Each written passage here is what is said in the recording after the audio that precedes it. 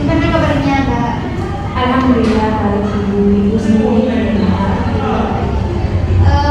Dari tadi ya. Bunda ibu sekitar 5 menit yang lalu. Sama siapa Kak kesininya? Sama sendiri ibu PP Dari mana? dari Papua. Tadi udah mikir saya ya. Iya ibu. Mungkin perkenalan dulu ya Kak. Saya lupa namanya saya. Perkenalkan nama saya Kak Sinja, ibu bisa mengambil tiga. Kalau ibu sendiri siapa? Namanya Ibu Siti Rahma. Tujuannya Mbak kesini mau ngapain? Mau menceritakan permasalahan yang saya alami. Sebelumnya Mbak pernah tidak mengikuti sesi konseling pada? Tidak pernah ibu. Berarti ini pertama kalinya ya Mbak? Baik Mbak, sebelum kita memulai sesi konseling pada hari ini, mungkin alangkah baiknya kita berdoa terlebih dahulu ya, agar sesi konselingnya kita pada hari ini itu berjalan sesuai keinginan kita. Oke, berdoa dulu ya. Berdoa sukses. Baik, karena Mbaknya di sini belum melakukan sesi konseling, berarti kan masih belum tahu kan apa itu konseling. Nah, di sini saya akan menjelaskan tujuan konseling itu, yaitu menyelesaikan permasalahan pada si konseling, pada permasalahan yang dialami oleh konseling. Seperti itu kan. Ya ibu. Nah, dan di sini konseling itu, sesi konseling itu mempunyai 3 asas. Nah, yang pertama itu asas keterbukaan, dan yang kedua itu asas kesukaraan, dan yang ketiga itu asas keterbukaan. Nah, asas kesukaraan itu Mbak, yaitu si konseling itu sukarela untuk menyelesaikan permasalahan yang dihadapi oleh Mbaknya. Dan untuk permasalahan kerahasiaan, asas kerahasiaan itu, kita sebagai konselor itu bakalan permasalahannya itu tidak akan dibocorkan kemanapun, jadi aman lah ya Mbak. Dan untuk keterbukaan itu, Mbaknya itu untuk sesi konselingnya harus terbuka, biar permasalahannya itu bisa teratasi. Gimana Mbak? Ya ibu saya mengerti. Oke, baik. Mungkin untuk waktunya ya Mbak, untuk waktunya kita sepakati 45 menit. Apakah cukup Mbak? Insyaallah cukup ibu. Dan apakah Mbak sudah siap untuk mengikuti kegiatan pada hari ini? Ya ibu saya siap. Oke. Nah, mungkin langsung saja Mbak ceritakan permasalahan yang dihadapi oleh Mbaknya. Baik ibu.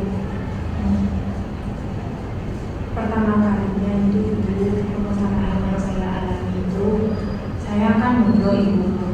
Sekarang ulangan. Jadi saya ada saran dari teman saya untuk ke konselor buat menyelesaikan masalah yang saya alami itu. Permasalahan yang saya alami itu, saya itu tidak merasa bodoh karena sebelum ulangan itu, 3 bulan sebelum ulangan itu saya tidak dikirim, tidak pernah disambangi, tidak pernah ada telepon. Kayak orang tua saya itu gak ingat ke saya. Saya sampai nangis-nangis, minta pulang, sampai sakit, tetap gak ada telepon. Padahal dari pihak pondok pesantren itu sudah menghubungi ke orang tua saya itu. Bahkan sanak saudara saya itu gak ada yang menghubungi saya itu. Saya sedih bu, saya gak kerasa sampai saya gak nggak ikut kegiatan, nggak sekolah, nggak jemaah, nggak ngaji Bu. Sampai semua kegiatan yang ada di pondok itu terbengkalai Bu.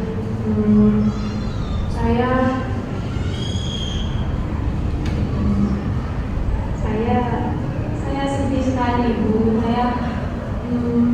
Masa orang tua saya nggak sayang sama saya sampai berpikiran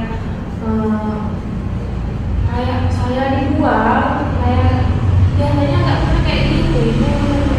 Pas 3 bulan mendekati pulangan itu saya pas nggak dikirim, nggak ditelepon, nggak ada kabar sama sekali gitu Bu.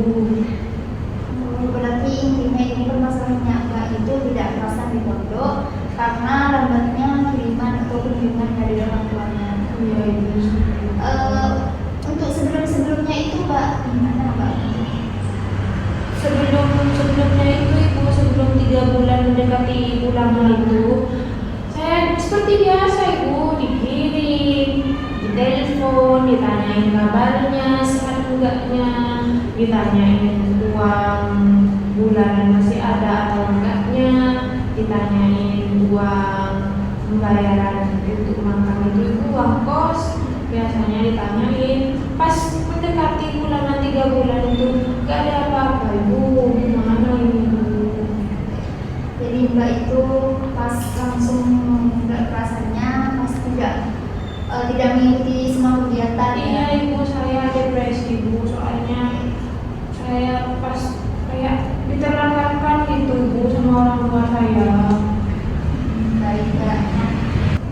Nah di sini terkait permasalahannya Mbak tersebut, di sini saya mempunyai suatu pendekatan Mbak yang mana pendekatannya di sini memakai pendekatan reduksi yaitu rasionatif emotif behavior therapy.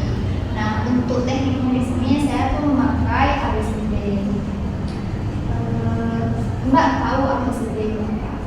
Tidak Ibu. Nah untuk ABCD itu yaitu activate event, terus belief, terus question, terus routine dan nah di sini maksudnya di sini saya itu kan mempunyai suatu teknik ABCD. Nah, di sini saya memakai untuk tahapnya A itu activity event ataupun peristiwa pemicu. Nah, mungkin di sini Mbak ceritakan dari permasalahannya Mbak tersebut peristiwa pemicu apa yang berkaitan dari permasalahannya Mbak. Peristiwa pemicunya itu Ibu, orang tua saya tidak pernah ngabarin saya. Pas orang tua saya tidak sayang kepada saya, sampai-sampai saya berpikiran kalau saya dibuang, terlantarkan gitu saja di pondok pesantren seperti itu Ibu. Jadi saya pas tidak merasa Ibu, saya pengen berhenti, saya nggak mau mondok lagi, saya mau kerja aja untuk orang tua gitu. Terus di sini ada question atau konvensi. Belief itu keyakinan atau pikiran. Anggapannya Mbak terkait permasalahan lah yang dihadapi olehnya Mbak. Anggapan saya itu Ibu, ya orang tuanya saya itu gak sayang lagi sama saya. Pas ya saya itu gak penting bagi mereka. Soalnya saya udah 3 bulan dulu, bayangkan 3 bulan gak dikirim Ibu, saya mau makan apa di pondok. Saya sering sakit-sakitan, kalau makan ya diajak anak-anak, itu pun cuma sedikit Ibu, gak kayak biasanya. Dan di sini Mbak tuh ceritakan terkait konsekuensi emosional perilaku ataupun akibat dari permasalahan Mbak itu. Akibat dari permasalahan yang saya hadapi itu, saya tidak terasa di pondok, saya tidak mengikuti kegiatan di pondok seperti baca kitab, jemaah, sekolah, atau kegiatan lainnya Ibu.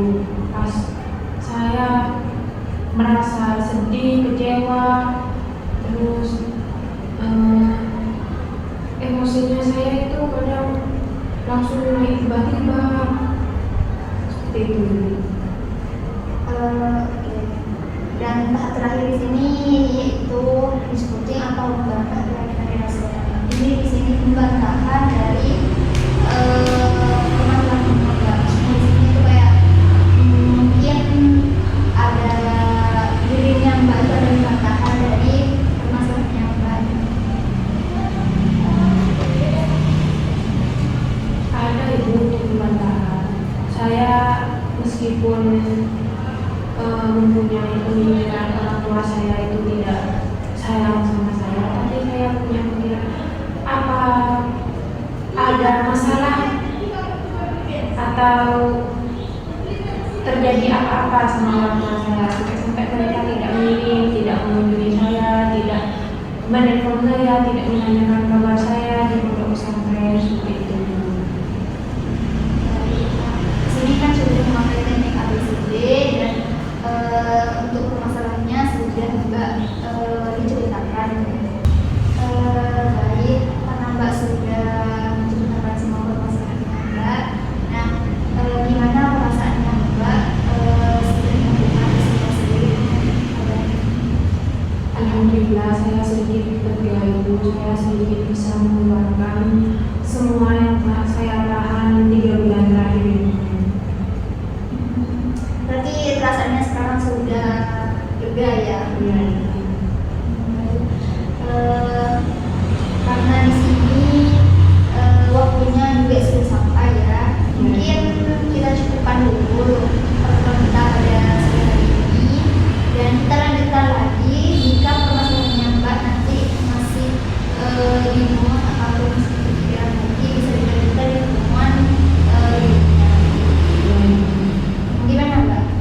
Setuju ya? Setuju ibu.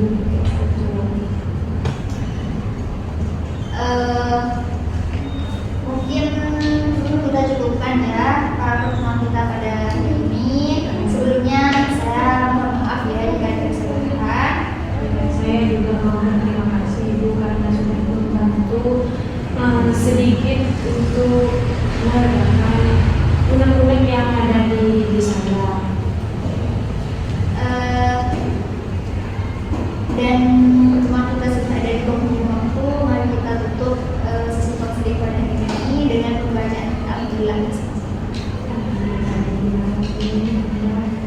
Oke, terima kasih ya Mbak atas waktunya.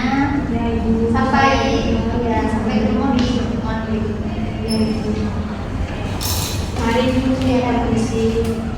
Ya, hati-hati ya Mbak ya. Assalamualaikum ibu. Waalaikumsalam.